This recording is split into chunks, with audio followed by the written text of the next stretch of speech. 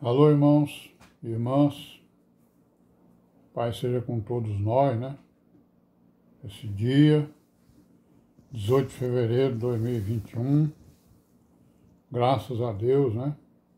Estamos aqui vivos, perseverando, né, na doutrina dos apóstolos, no entendimento, na boa consciência, né?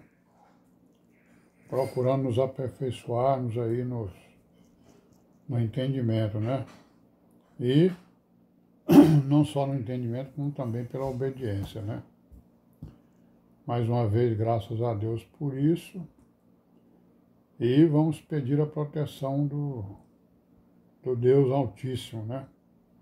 Contra o mal, contra os espíritos malignos, contra nós mesmos, nossas concupiscências e vaidades, maus desejos, né? Maus pensamentos, más palavras. Que Ele tenha misericórdia de nós e nos proteja de todo o mal, né? Os acidentes, a violência desse mundo, né? Os perigos, né? Nos livre também das religiões, né? Das teorias, das filosofias, das teologias, doutrinas, né? Que são contrárias à palavra, né? São contrárias aos ensinamentos apostólicos. Possa nos livrar de tudo isso aí. Também livrar os nossos familiares, nossos parentes, nossos amigos, vizinhos, né? Dos maus entendimentos. Amém, né? Graças a Deus. Vamos continuar aí com a história da igreja, né? Estamos aqui no capítulo 13, quando Paulo faz aquele discurso, né?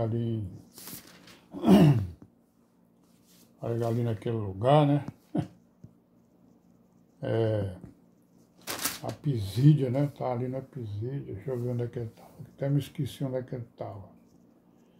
Mas enfim, ele fez o discurso, teve gente que gostou, teve gente que não gostou, né?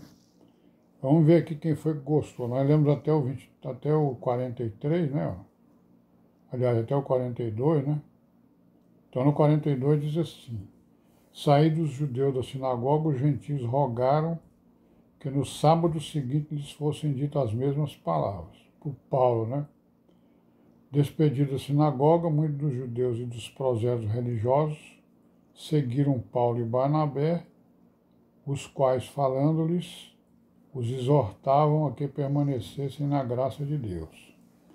Então, o pessoal que estava concordando com eles e que receberam a palavra, né? Aí, no sábado seguinte, aqui no versículo 44, ajuntou-se quase toda a cidade a ouvir a palavra de Deus, né? Então, os judeus, vendo a multidão, encheram-se de inveja e, blasfemando, contradiziam o que Paulo dizia. Olha aí, alguns, né? Ou a maioria, né? A maioria dos judeus, né? Se encheram de inveja e foram então atrás de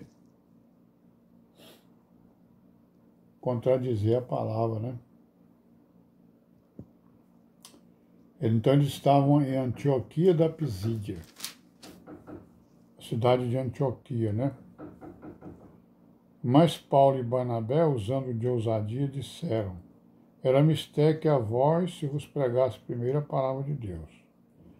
Mas visto que a rejeitais e vos não julgai digno da vida eterna, eis que nos voltamos para os gentios. Uma palavra dura, né?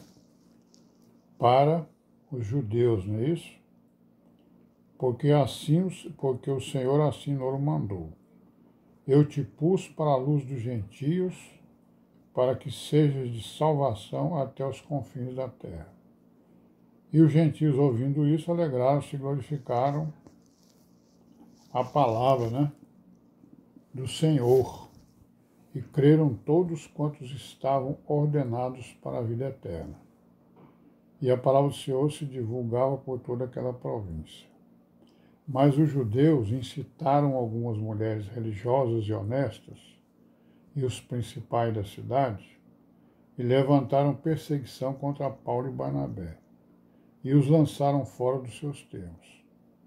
sacudindo, porém, contra eles o pó de seus pés, partiram para Icônio, né?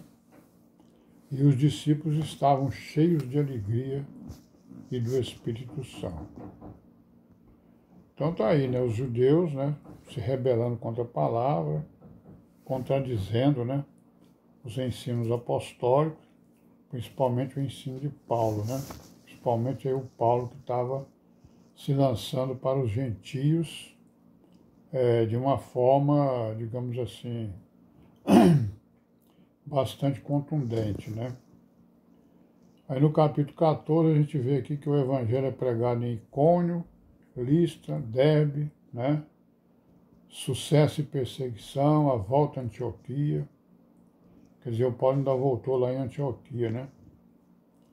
Aí vamos lá no 14 aqui, ó. Aconteceu que em Icônio entraram juntos na sinagoga dos judeus e falaram de tal modo que creu uma grande multidão, não só de judeus, mas também de gregos, né?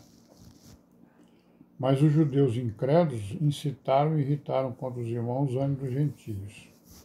Detiveram-se, pois, muito tempo, falando ousadamente acerca do Senhor, o qual dava testemunho à palavra da sua graça, né? Permitindo que por suas mãos se fizessem sinais e prodígios. Então, os sinais e prodígios eram sinais e prodígios verdadeiros, né? Não eram fantasias, né? Que os feiticeiros faziam, né? Que eles faziam prodígio, só que era prodígio de mentira, né? Esses aqui não eram sinais verdadeiros, né? Dirigiu-se à multidão da cidade. E uns eram pelos judeus e outros pelos apóstolos. Olha aí, ó.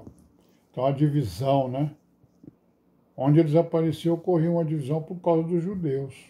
Por quê? Porque os judeus não aceitaram o Messias, não receberam o Messias. E ainda disseram o quê? Que aquele sangue que estava sendo derramado caísse sobre a cabeça deles e sobre a cabeça de seus filhos. Então, o que aconteceu? O Senhor armou um juízo contra eles, né? Fez um juízo contra eles. Né? Aqui no versículo 5 diz que houve um motim, ó.